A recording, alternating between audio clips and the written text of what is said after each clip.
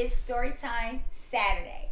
I know it's been about a month since I've done a story time, but a lot's been going on. In fact, I was going to tell you one story, but decided I'm going to tell you a different story that I just heard from my friend about my friend, and it's a lot. So let me give you some background. Okay, so the background is my friend is very attractive, like hands down, just very attractive, vibrant, lives a really good life, big family, love. I mean, just an overall happy person. Unfortunately, they were forced to move. And when I say forced, I mean forced. Like they lost everything of financial value, sentimental value, everything, including their family in one day. In one day, they lost everything. So they're forced to move and obviously start all over. They move to a place that they don't know anyone and no one looks like them. You'll understand later why that's important. So just keep in mind, nobody looks like them. You get it? Okay. So they move, they get this job.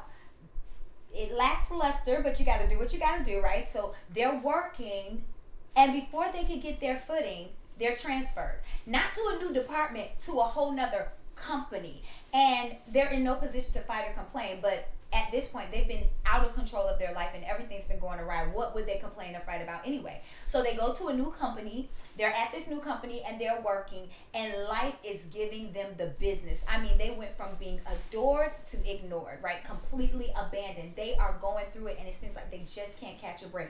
And let me add this, none of this is their fault. What they're going through is not something that they didn't do. It's not like something that some responsibility that they didn't maintain. None of this is their fault, but they're going through it, right? And what I admire about them is that they remain faithful to God the entire time, going through all of this, even though despite the fact that it seemed unfair, they remain faithful to God. And you know what that taught me? It taught me a little principle, and I'm going to teach it to you. That if you can't be faithful and trust God in the hard times, then don't go drumming up a fake praise of gratitude to him in the good times.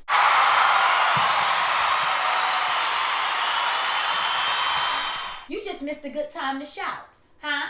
Okay, I digress. So I'll go back. Anyway, so they have this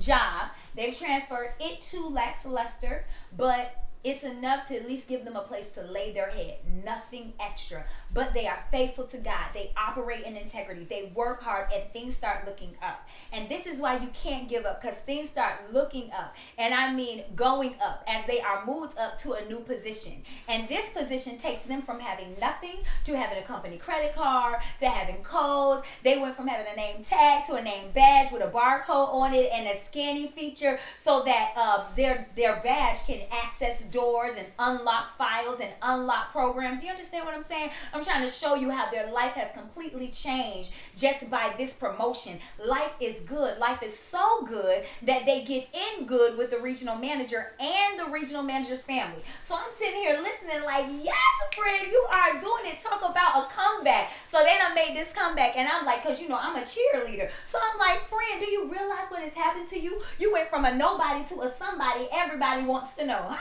You went from a hate to be you to a wish I was you, huh? You went to a back then they know me, now they all up on me, right?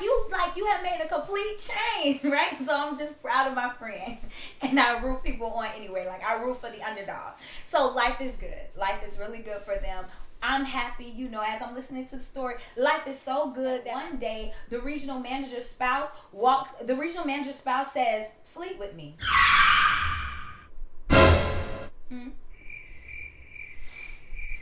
You heard me. Sleep with me.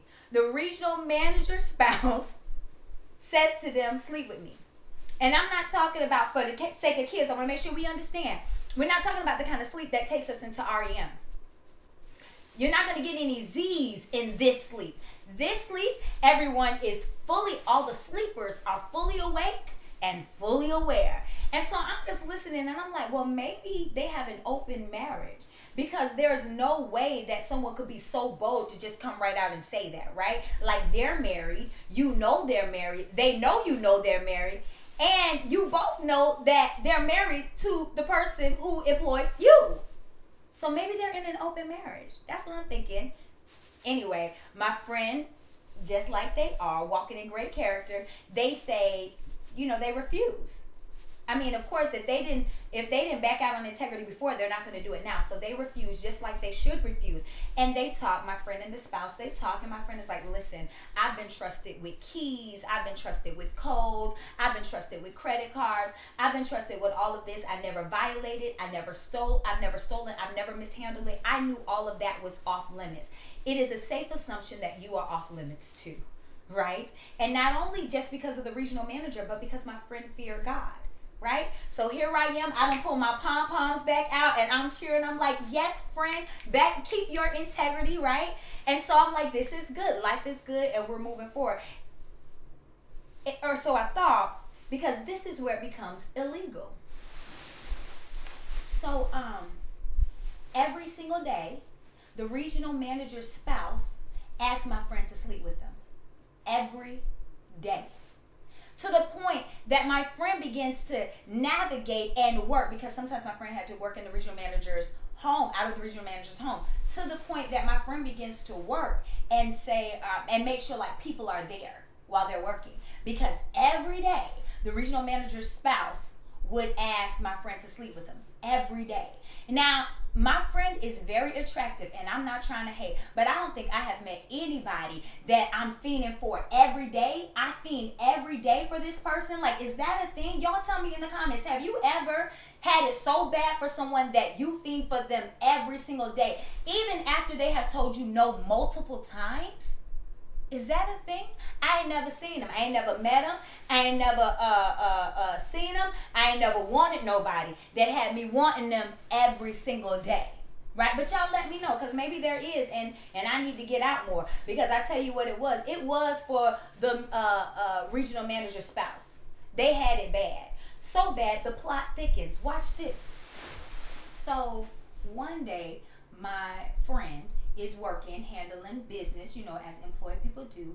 And while they're working, handling business, the regional manager's spouse shows up. And at this point, no one is around. And they show up and they're not asking anymore. They become aggressive. And they grab them. And then they grab them, they grab their jacket, and they say, sleep with me. Of course, I'm editing. Now, sidebar. I don't know how you can be so married and so unfulfilled at the same time. Like, isn't that just a waste? Anyway, so here they are. They grab their jacket and they say, sleep with me. My friend gets up out of there, comes up out of the jacket, runs away, and just leaves the jacket with them. I want to pause right here, because this is something I kind of want to bring awareness to. It's called the Me Too movement. And this is something that we saw play out in front of us, right? We saw women being violated by men in power who are using their power, authority, and influence to get job unrelated benefits from women, and with an implication that their job depends on it or their promotion depends on it. And so we saw this being played out, and this is something that the Me Too movement really highlights. And we saw many men actually come down from power because of this. And it's good, because our society has had enough. But let me ask you something. Can you see it? Can you see my friend? Right? After going through everything they went through, having lost everything, couldn't catch a break, no family, all by themselves, going through all of that, then they get a job, get a promotion, right? And they get all of this on their own merit. They come to a place where they're finally back on their feet. And now they're faced with losing their job, not because of something at work, right? But because of something unrelated to work that they're trying to be forced to do. Something that imposes on their personal rights and forces physical intimacy. Can you see it? Can you see her? Right? Having to figure out what she's going to do to keep her job about something that has nothing to do with her job description. Can you see her? Can you see my friend? Now imagine she's a man. Because my friend was a man. And I just want you to know that men can hashtag me too. So let me just tell you the rest of the story. So the regional manager's spouse calls in the rest of the employers. She calls in the employers and she says, she makes up this bogus story about how my friend tried to basically come in and sleep with her. She screamed, so he ran away and left his jacket. Then she says how her husband, the regional manager, should have never trusted him, and he's not one of them. And this is how the race card comes into play. And so she takes his jacket, she lays it next to her, and she waits for her husband to come home. So when the regional manager gets there, she tells him that same bogus story. And apparently they're not in an open marriage because the regional manager was furious. Not just furious, but you know how this story ends. My friend goes to jail. That's about right, right? After having so much, losing everything, and then getting back on their feet, and then a lie. All I'm saying is, Me Too is real. And it's been happening since the beginning. At least since Genesis chapter 39. Because this story is the story of Joseph in the Bible. The regional manager is Potiphar. And then, of course, there's Potiphar's wife. If you would like to know what happens to Joseph, because I want you to know Joseph's story isn't all gloomy. And although he goes to jail, I won't do a spoiler alert. So if you want to know what happens to Joseph without all the modern tidbits, then go back to Genesis chapter 39 and keep reading. Who said the Bible wasn't relevant? Somebody who clearly didn't read it. You guys, I hope you guys enjoyed the story. I hope you were inspired, and I hope it makes you go read the Bible today. Make sure you subscribe and have a great day. Bye.